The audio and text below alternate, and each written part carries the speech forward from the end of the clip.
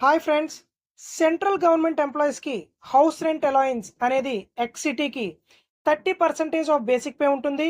Why సిటీకి 20% of basic pay ఉంటుంది. Z సిటీకి 10% ఆఫ్ బేసిక్ పే ఉంటుంది. ఇక్కడ ఎక్స్ సిటీ అంటే ఎగ్జాంపుల్ ముంబై, అలా కొన్ని సిటీస్ ఉంటాయి.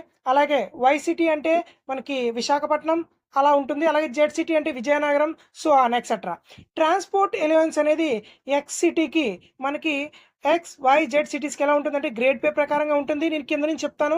1-2 గ్రేడ్ పేకి అంటే ఎంతుంటుంది అంటే ఎక్స్ సిటీకి 1350 ప్లస్ డీఏ ఉంటుంది.